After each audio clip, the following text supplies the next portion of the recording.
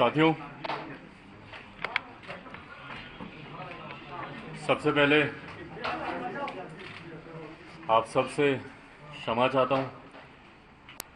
मैं जानता हूं कि आप लोग भी 2-3 दिन से बहुत ज़्यादा आप लोग परेशान चल रहे हैं और इस गर्मी में कई घंटों तक खड़े रहकर जानकारी सही प्राप्त कर देश की जनता को देने का आप लोग प्रयास कर रहे हैं। कुछ समय से मेरी खुद की तबीयत ठीक नहीं चल रही थी और उस बीच में जिस तरीके से ये पूरा घटना चक्र घटा, मेरे लिए भी शारीरिक तौर पर थोड़ा सा कठिन हो रहा था। हर समय हर परिस्थिति में को जानना, उसके ऊपर निर्णय लेना, उसको आप सबके सामने रखना। कई बार दवाई लेकर नहीं हिम्मत हो रही थी कि मैं खड़ा रह पाऊँ या ज़्यादा बातें कर पाऊँ। आज भी इसीलिए आप लोगों के सामने आया हूँ। आप लोग के सवालों का जवाब भी दूंगा। जो भी प्रश्न आपके मन में होंगे वो ज़रूर आप लोगों के सामने रखूंगा। पर इतना मैं ज़रूर कहूँगा कि मुझे नहीं लगता कि एक प्रेस कॉन्फ्रेंस में सारी बातें क्लियर होंगी। लड़ाई लंबी है, कई बार हम लोग की ऐसी मुलाकातें होंगी और समय समय पर जो भी आपके क्वेश्चंस होंगे, जो भी आपके प्रश्न होंगे या जो भी अपनी तरफ से मुझे लोक जनशक्ति पार्टी के पक्ष में जिन बातों को रखने की ज़रूरत होगी, वो समय समय पर आप लोगों के सामने आकर मैं उसको रखता रहूँगा। साथियों, आप सब ने देखा, मैं 5 मिनट में पहले अपनी बातों को रख लूँ, फिर आपके जो सवाल होंगे मैं उनको लेता रहूँगा। आप सब ने देखा 8 अक्टूबर को मेरे पिताजी का निधन हुआ। उसके बाद तुरंत चुनाव में उतरने की बात आई। मेरे लिए वो एक कठिन समय था, एक कठिन घड़ी थी। एक तरफ पापा की बॉडी भी अभी हॉस्पिटल से घर नहीं आई थी और हम लोग चुनाव में उलझे रहे। पूरा समय, मैं ईमानदारी से बोलूं, वो 40 दिन का लगभग का समय, 1 महीना 35 दिन का समय, ढंग से घर पे घर वालों के साथ बैठ के पापा को याद करने का, उनको सोचने का वो समय ही वैसा नहीं मिल पाया। आने के बाद परिवार के साथ ज़रूर मैंने समय बिताया, काफ़ी घर वालों के साथ, मम्मी के साथ, परिवार के साथ।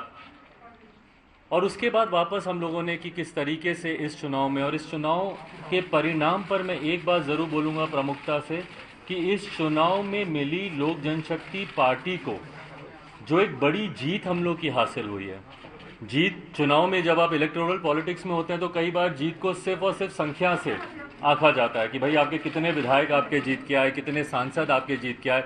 पर मेरे लिए भी एक बड़ी जीत थी जो लोक जनशक्ति पार्टी के बारे में कहा जाता था कि भैया 2%, 3%, 4% की पार्टी है, जहां हम लोगों ने लगभग 6% का मत प्रतिशत हम लोगों ने कंसोलिडेट किया। वहीं लगभग 25 लाख के करीब वोट लोक जनशक्ति पार्टी को मिले और जो जनता का अपार समर्थन हम लोग को मिला। और उससे भी सबसे बड़ी बात मुझे खुशी इस बात की है कि मैंने किसी भी परिस्थिति में, मैंने लोक जनशक्ति पार्टी ने, हम लोगों ने अपने मुद्दों, अपने सिद्धांतों से हम लोगों ने समझौता नहीं किया। आप सबसे भी उस वक्त मेरी मुलाकातें होती थी ऑन रिकॉर्ड, ऑफ रिकॉर्ड, और मुझे याद है कि आप में से कई लोग ऐसे थे कि अरे छोड़िए, आप तो से बात कर रहे हैं, जब चुनाव आएगा तो देखिएगा आप लोग सीटों का समझौता कर लेंगे, आप सिर्फ प्रेशर पॉलिटिक्स कर रहे हैं, बाद में आप लोग साथ में जाएंगे, चुनाव लड़ेंगे। ये आप सबको भी कहीं ना कहीं इस बात का लगता था। मुझे खुशी इस बात की है कि पार्टी ने ये निर्णय लिया कि नहीं, हम कुछ मुद्दों को लेकर मौजूदा गठबंधन में जो जनता दल यूनाइटेड है उनके साथ हम लोग गठबंधन में आगे नहीं बढ़ सकते। और ये कारण था कि हम लोग गठबंधन से बिहार में अलग होने का पार्टी ने फैसला लिया और हम लोगों ने अलग होकर हम लोगों ने चुनाव लड़ा। मजबूती से हम लोगों ने अपनी बातों को रखा।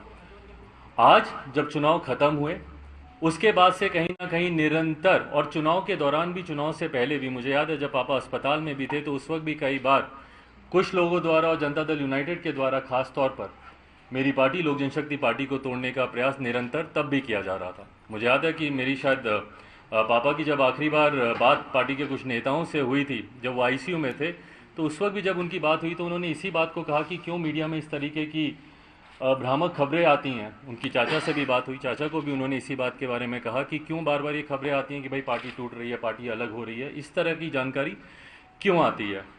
बट बहरहाल निरंतर एक लंबे समय से एक बात स्पष्ट थी कि पार्टी में कुछ लोग जो संघर्ष के रास्ते पर चलने के लिए तैयार नहीं थे, जो चाहते थे कि भैया हम लोग कंफर्टेबल पॉलिटिक्स में रहें, कि चलिए जो हो रहा है ठीक है, होता रहे, ऐसे ही गठबंधन है, ठीक गठबंधन है, लड़ेंगे जीतेंगे। और हकीकत है, मैं इस बात को मैं झुठला नहीं रहा हूँ कि अगर जनता दल यूनाइटेड, लोक जनशक्ति पार्टी, भारतीय जनता पार्टी, तीनों दल अगर साथ मिलकर बिहार में विधानसभा का चुनाव लड़ते तो हम लोग का एक तरफा, जिस तरीके से लोकसभा में हम लोग 40 में से 39 सीटें हम लोग जीते, विधानसभा में भी हम लोग का परिणाम उसी तरीके से आता।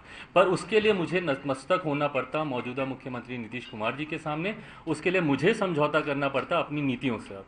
मैंने बिहारी फर्स्ट विजन डॉक्यूमेंट जो पूरे बिहार में हम लोगों ने घूमकर, हर एक जिले, हर एक प्रखंड में जाकर, वहाँ के लोगों से सुझाव लेकर जो हम लोगों ने तैयार किया था, उसको सम्मिलित करने से साफ इनकार कर दिया गया। किसी भी गठबंधन में एक नॉर्मल प्रैक्टिस रहा है कि आप कॉमन मिनिमम प्रोग्राम आप ड्राफ्ट करते हैं, साझा न्यूनतम कार्यक्रम के हिसाब से सरकार चलती है। और मेरा भरोसा नहीं था कि भैया आपका साथ निश्चय बिहार में विकास कर सकता है। और मुझे लगता है कि हर वो व्यक्ति जिसको बिहार से प्यार है, बिहारियों से प्यार है, बिहार के युवाओं से प्यार है, अपने समाज से प्यार है, हर वर्ग के समाज से प्यार है, जो व्यक्ति बिहार से प्यार करता हो वो शायद अपनी बातों को इतनी प्रमुखता से रखता है जितनी प्रमुखता से मैंने रखा। और उसके सामने ना मैं झुका, ना मैंने किसी तरीके का मैंने समझौता किया। और अपने विश्वास पर, मेरी पार्टी के पूरे समर्थन के साथ मैंने चुनाव लड़ा। बट हाँ, जैसा मैंने कहा कि कुछ लोग संघर्ष के रास्ते पर चलने के लिए तैयार नहीं थे।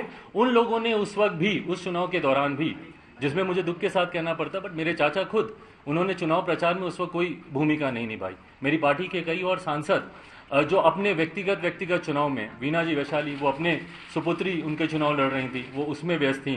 कैसर साहब का क्या ही कहना, उनके तो सुपुत्र खुद दूसरे गठबंधन से चुनाव लड़ रहे थे, वो उसमें व्यस्त थे। कई पार्टी के और नेता, मेरे छोटे भाई जब समस्तीपुर में मेरे दूसरे भाई चुनाव लड़ रहे थे, उनके चुनाव में व्यस्त थे। जिस तरीके से पूरे प्रदेश भर में कुछ लोगों की भूमिका होनी चाहिए थी, उस तरीके से उस वक्त भी देखने को नहीं मिली। और कहीं ना कहीं आभास कुछ लोगों को था कि आज नहीं तो कल पार्टी संभवतः इन सवालों को लेकर उनके सामने उनसे कार्रवाई कर सकती है, उनसे पूछताछ कर सकती है।